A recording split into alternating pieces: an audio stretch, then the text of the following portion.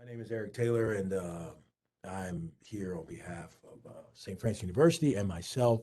I was contacted to share my experiences as far as the my, esophag- my esophageal issues are concerned. So I would like to start off to say I was always one who tried to fight through some things. If I thought things were a little bit menial or minimal, to try to brush it off to the side and not really go get checked out. And I wanted to share my story because I thought that it could be helpful for those who may be having some of the same issues but really don't know what's going on.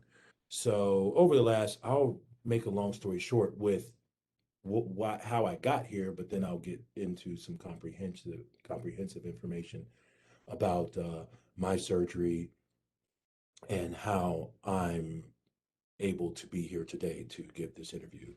So between 2010, no, between 2001 um, until 2017. So let's just do a span of like 16 to 17 years.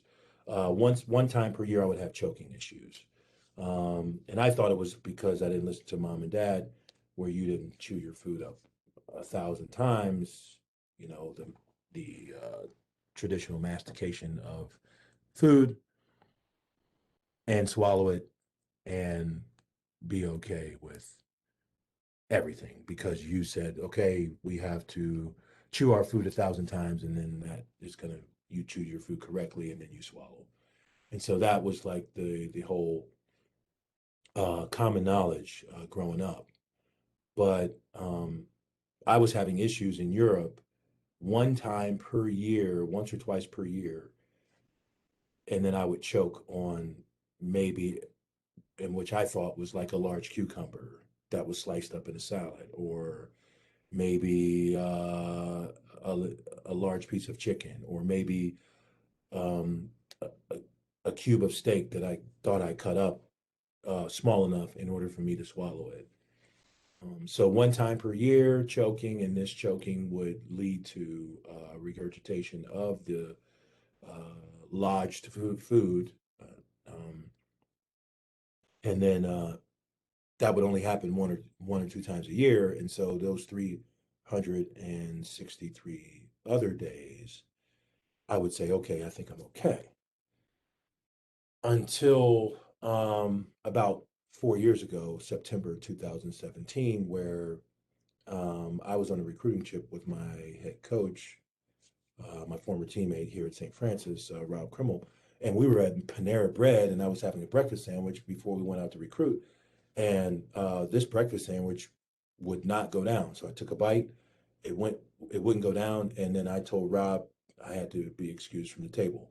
Now, me being excused from the table, this is my maybe 20th time to be excused from the table because one time, one or two times per year, I would have to be excused from the table, whether I'm with a large group, and I would be afraid to say something in front of the group.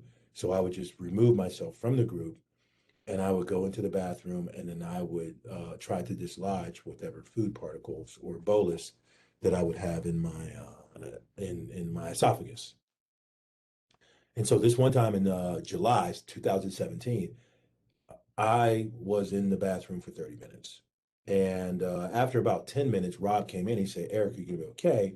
And I told Rob that I would be okay. And so uh, this was probably the most severe time. This was the most time that I had in the bathroom.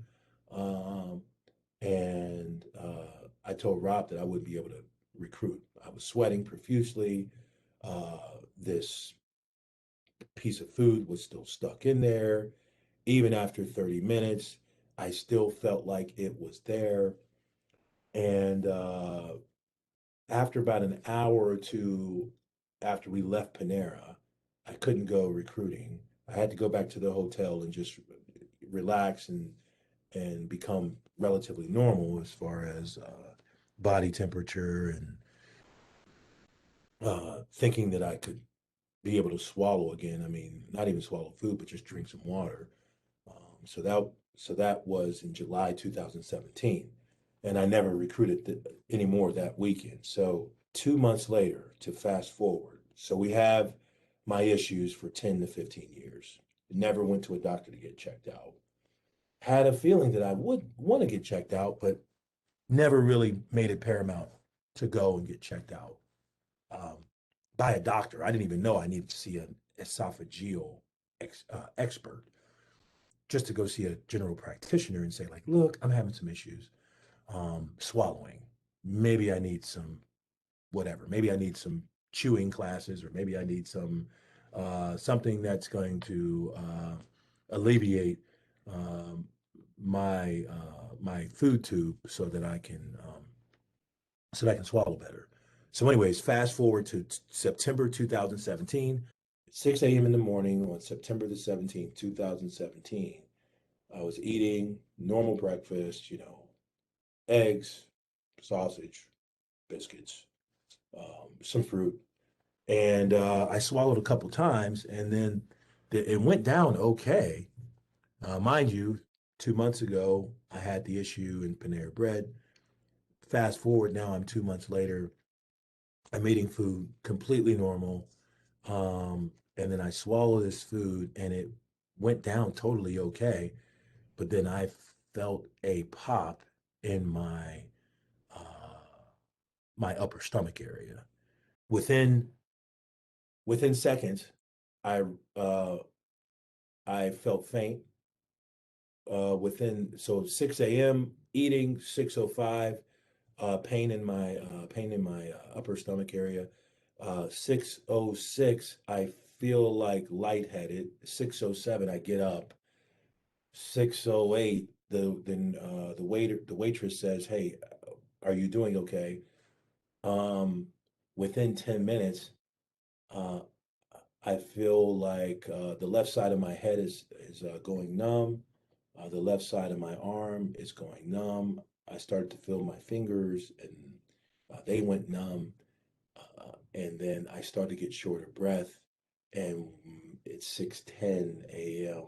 I'm on the ground, and I'm bleeding for my life. So at this time, I actually thought I was dying. So felt like I was having a heart attack. Um, my breaths were getting shorter. Um, I started to think back of, like, all right, what was I eating? What was I doing wrong? Like, was I eating something within the last like 2 to 3 years that caused my maybe blood pressure to elevate, or maybe cholesterol elevated, or because I eat relatively healthy um, up until that point. So, anyways, um, so I tell the waitress, get some nitroglycerin. She didn't have any. I told her to go get some.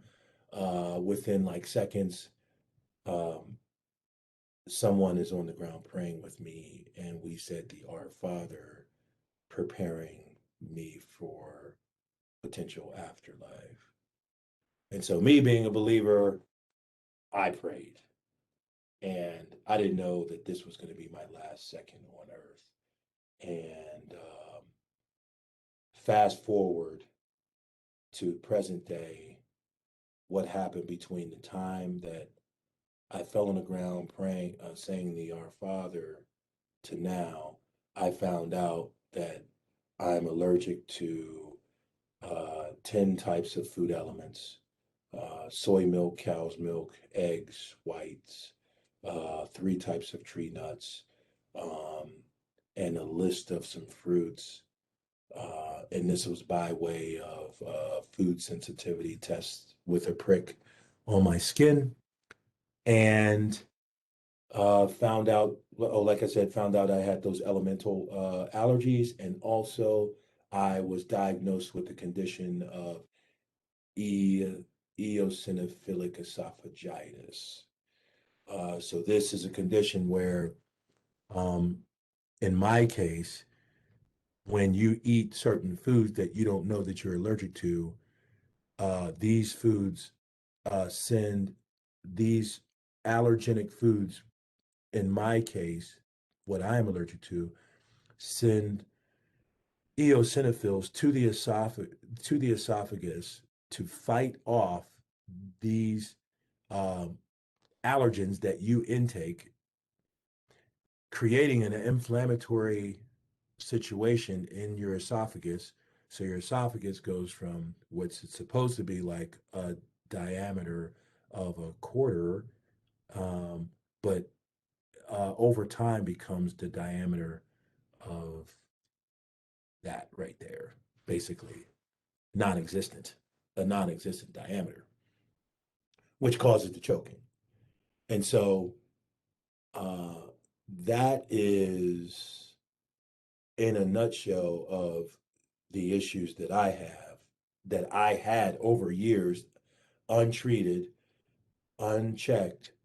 Um, and so, to anyone that may be having issues with their gastro intestinal tract, that may resemble things that they may have heard during my testimony, I really, really recommend that you see a general practitioner or someone of the sort to just really get a check over, get an EDG, get maybe a potential check of maybe your tract, your gastrointestinal tract, just to see like, okay, what is going on? Maybe get an allergy, maybe get baseline allergy test for if you feel like there could be something going on.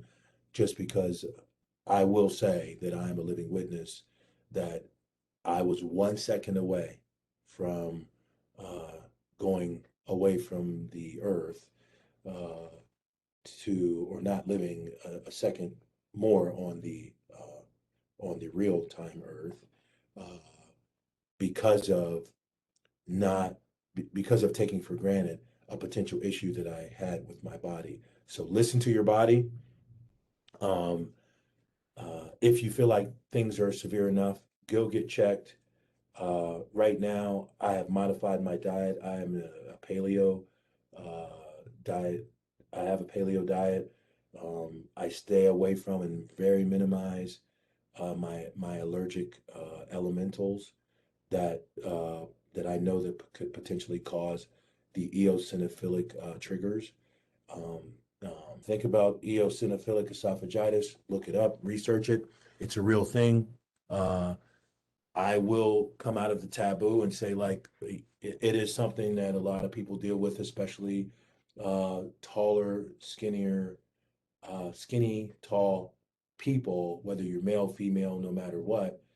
These are issues that are more prevalent in that population than other populations. And I really hope that someone, if you're listening, then it could help you in your journey as you try to become a little bit more healthy or try to diagnose some things or try to get some help in potential issues that you may be having as far as gastrointestinal issues that could be present in your body. So I really appreciate. I wish everyone well and thank you so much.